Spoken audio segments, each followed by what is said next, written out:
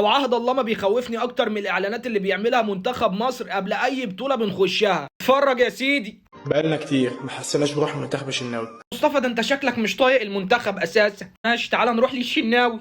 ولا احساسنا لما صعدنا ولعبنا كاس العالم يا تريزيجيه. بس كده كلمتين زياده؟ ده انت حتى الكابيتانو. يا ده انا لسه فاكر هتاف الجمهور في مدرجات وفرحتهم. اتفرجت على الماتش فين يا مرموش؟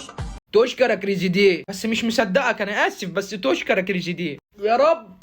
اتفرجت عليه في المانيا، هو ده ماتش يتنسي؟ صح يا فتوح؟ لا دلوقتي هتتفرج من ملعب عالمي ما تقلقش، بس اتمنى ما تتفرجش بس بالله عليك جوان بقى وكده دلعنا. صح يا مرموش، انا فاكر الناس كلها في الشارع وفرحتهم.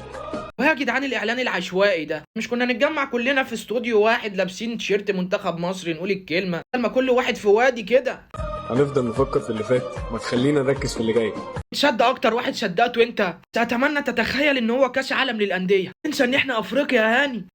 صح يا هاني، لازم نفكر ونركز في اللي جاي. لا حول الله يا رب. في شقتهم يا باشا وراه لزق الحائط والدنيا جميله، اعلان ما كلفش 2 جنيه ونص. عامه كل الدعم لمنتخبنا العريق، دي القايمه لو حد عايز يعرف يعني مين اللي رايح ومين اللي مش جاي. ربنا يستر وما يحصلش فينا زي اللي حصل 2019، نقفل الدفاع مسطره، هنلعب قدام مش لورا.